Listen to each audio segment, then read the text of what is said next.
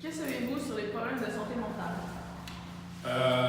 Bonjour tout le monde. Ce que je sais sur les problèmes de santé mentale, en fait, ce que je sais de la santé mentale en général, c'est qu'on n'en parle pas assez. La santé mentale, c'est tabou, c'est un sujet de conversation qu'on ne veut pas avoir. On ne veut pas paraître faible mentalement, on veut toujours paraître fort mentalement, on veut toujours paraître heureux, on veut toujours avoir le sourire. On expose toujours une image de nous qui est heureuse. Par exemple, sur les réseaux sociaux, quand on va poster une photo de nous, on va poster un selfie avec un gros smile, un gros sourire, avec plein d'amis, toujours en train de faire quelque chose, toujours du fun. Mais je pense que c'est normal pour tout le monde de vivre des périodes plus sombres. Je pense que c'est pas tout le monde qui est souriant et qui est heureux 100% du temps. Ça, c'est pas vrai. C'est un mensonge qu'on essaie de se faire croire collectivement. Mais ouais, en fait, c'est ça que je connais de la santé mentale, c'est qu'on n'en parle pas assez et que c'est très tabou dans notre société. Merci. Connaissez-vous des ressources d'aide sur ce sujet? Si oui, lesquelles? Dans les faits, oui, Émilie, à travers mon travail, je suis amené à avoir des élèves qui viennent me poser ce genre de questions ou chercher ce genre de ressources-là. La première ligne que j'ai ici à l'école est constituée en fin de compte de la psychoéducatrice, la psychologue. J'ai aussi une travailleuse sociale qui est là à temps partiel, ainsi que l'infirmière. Il va de soi que si ça ne suffit pas, ces gens-là ont quand même le loisir d'évaluer la situation et de référer au CLSC ou aux hôpitaux par la suite. C'est à peu près ça. Merci. Trouvez-vous que la société est ouverte aux gens avec des problèmes de santé mentale? Malheureusement, moi, je dirais que non, parce que c'est l'inconnu. On dirait que c'est nouveau, ça ne devrait pas être nouveau, ça a toujours existé, la maladie mentale, mais on dirait de ne pas poser un jugement par rapport à ça, c'est une nouveauté. Ça fait depuis quelques années qu'on en parle dans les médias, qu'il y a beaucoup de campagnes pour ça. Et les gens, n'étant pas informés, souvent vont associer ces maladies-là à t'es fou, vont avoir un jugement par rapport, par exemple, aux dépressions, que les gens vont pas bien, vont dire ben lève-toi, fais quelque chose de ta vie, tu as juste à te prendre en main. Malheureusement, la santé mentale, ben c'est une maladie comme une autre. On a beaucoup de sympathie pour les gens qui ont un cancer ou les gens qui battent quelque chose qui est considéré plus physique. Mais on dirait que ce qui est mental, vu que c'est inconnu, on juge. On jugeait, pas jugeait. J'ose espérer que dans le futur, on va être plus informés, on va connaître des gens proches de nous qui vont avoir eu des problèmes de santé mentale au courant de leur vie, puis on va être capable, suite à ça, de placer les gens qui font des commentaires qui ont un peu pas rapport, puis d'avancer vers l'acceptation de tous. Merci. Selon vous, une personne souffrant de problèmes de santé mentale est-il un danger pour la population? C'est toute une question. Bien sûr, tout dépend du trouble mental. Parce que parfois, la personne peut être, oui, un danger pour la population. Elle peut être un danger pour elle-même aussi, mais parfois, c'est contrôlé. Donc, si c'est contrôlé, cette personne ne représente pas un danger pour la population. Il faut juste qu'elle soit prise en charge. Merci beaucoup. Merci. Ça me fait plaisir. Bonne journée. Quelle serait votre réaction si l'un de vos proches aurait un problème de santé mentale? Bonne question. Alors, la réaction, bien évidemment, au début, il y aurait un choc. Ce serait un choc pour moi de faire cette découverte-là parce que je ne serais pas nécessairement outillé pour l'aider.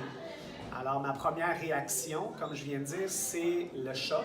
Ensuite de ça, après le choc, ce serait de l'écouter et de jaser un peu, bien évidemment, toujours en employant des phrases à tournure positive pour que mon être cher puisse comprendre que je suis là et que je vais être prêt, bien évidemment, à l'accompagner dans sa recherche d'aide professionnelle. Parce que c'est hyper intéressant, le bon vouloir, mais moi, je ne me sentirais pas assez compétent pour l'accompagner convenablement.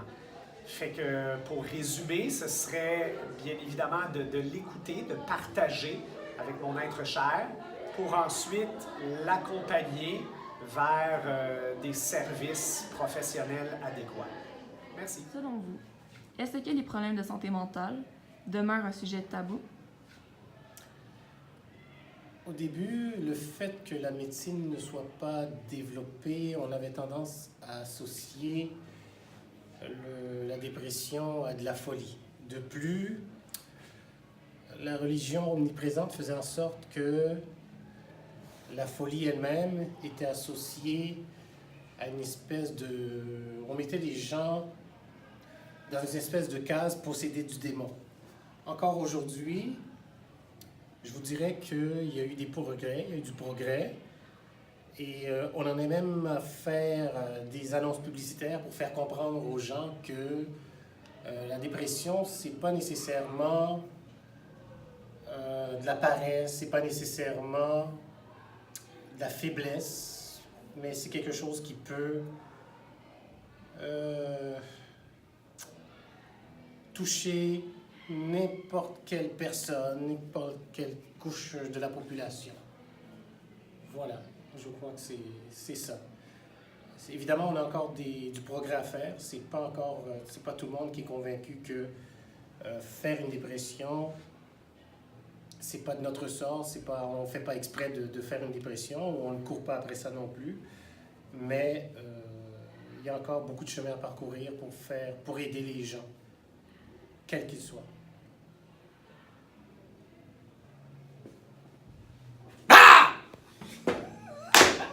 Si vous souffririez de problèmes de santé mentale, comment aimeriez-vous que la société vous traite? Wow! C'est une question assez importante. Une question très sérieuse. Comment j'aimerais être traitée? Salut, je suis en train d'être filmée, ma compagnie. C'est correct. J'aimerais être traitée avec beaucoup d'empathie, beaucoup d'amour, puis beaucoup de respect aussi. Parce que c'est déjà un sujet assez tabou comme ça.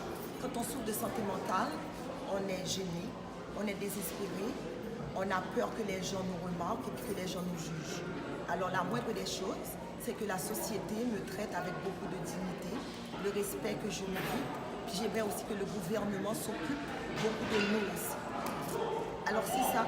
Est-ce que ça répond à ta question? Parfait, madame. Okay. Merci.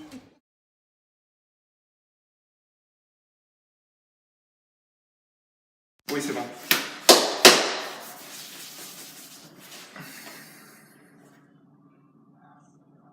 Quoi? Vas-y! Ah, ça a commencé? Comment j'ai réussi à surmonter ma dépression? Ah, c'est un sujet assez difficile pour moi à en parler. C'est pas tout le monde qui en dit ça, genre. C'est pas facile à en parler parce que ça a duré quand même assez longtemps. J'essayais de surmonter ça avec... j'ai parlé avec mes parents, j'ai parlé avec des amis, j'essayais aussi de voir des façons pour, je sais pas, pour essayer de disperser la peine.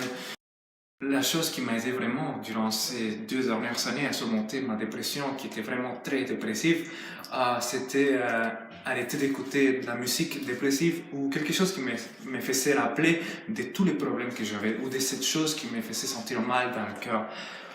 Aussi, ce qui m'a aidé, c'est à un moment donné, j'ai réussi à avoir une nouvelle façon de penser grâce à Internet parce que je voyais comme des entrevues, je sais pas, des personnes qui avaient réussi à surmonter la dépression avec des tips et des conseils. Des personnes qui avaient réussi à passer ou de surmonter la chose que moi je passais. Et c'est ça qui m'a aidé beaucoup. Alors, je sais pas, c'est des choses banales, mais quand même, ça m'a aidé beaucoup, ça m'a touché. Et j'ai vu le monde différent. Moi, j'étais comme, yes. Salut, je m'appelle Sylviane. Je suis la sœur à la grande sœur Émilie, puis j'ai été diagnostiquée avec l'anxiété chronique et la dépression. Décris ce qu'est l'anxiété dans tes mots.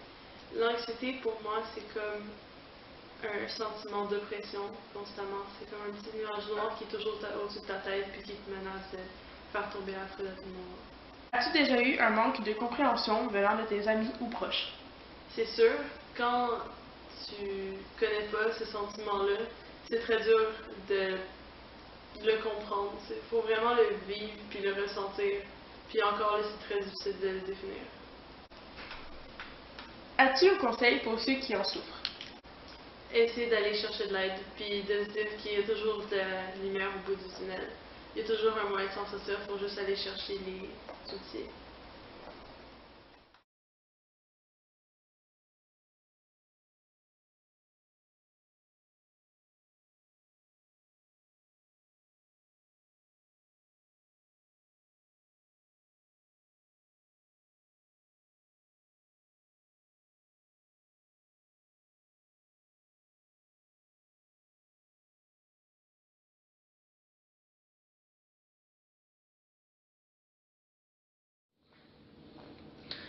Donc voilà, il y a 3 ans, ma situation familiale n'était pas au top et j'avais beaucoup de la misère aussi à l'école, avec les amis, les copains et tout.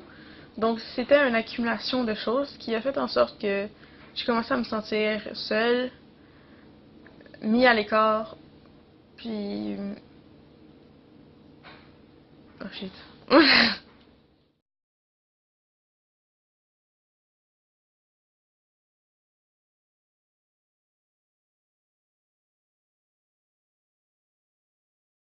Question numéro 4. Si vous aviez un conseil général à donner aux jeunes potentiellement souffrant d'une dépression, que serait-il? Bien, moi, j'irais vraiment avec une bonne hygiène de vie parce qu'on parle de santé mentale et non de maladie. Donc, pour être dans une bonne santé mentale, l'hygiène de vie, ça va avec les heures de sommeil. Je trouve que je vois beaucoup de jeunes qui passent un temps fou sur les écrans, donc moins de temps d'écran aussi, puis que souvent le temps d'écran fait que les jeunes se couchent à minuit, 1 heure, 2 heures, c'est comme trop tard finalement. Donc le sommeil qui est important, puis aussi qui est réparateur, surtout à l'adolescence. Et l'alimentation, c'est la même chose aussi. Il y a beaucoup d'élèves qui ne dînent pas, donc, ou qui ne déjeunent pas, puis quand on part de la veille au souper jusqu'au dîner, ça fait long. L'activité aussi, comme j'ai dit tantôt, un peu moins de temps d'ordinateur, mais peut-être un peu plus de temps d'activité, aller dehors. Ce serait pas mal les conseils que je pourrais dire. Pas trop de réseaux sociaux aussi, puis ben, les amis, puis rire. Rire, c'est thérapeutique. Ouais. D'accord. 5e question et la dernière.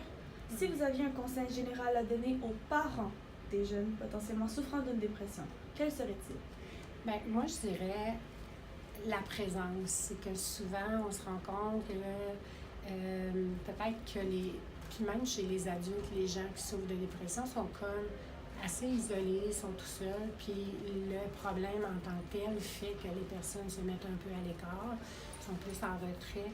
Donc, je pense que si le parent, lui, est un petit peu plus présent, qui essaye de faire des activités aussi avec son ado, c'est le conseil que je donnerais là, dans cette situation-là. Puis, je dirais aux parents de prendre soin, eux aussi, de leur santé mentale, parce que ça se répercute sur l'atmosphère dans la maison. D'accord, merci beaucoup. Bienvenue.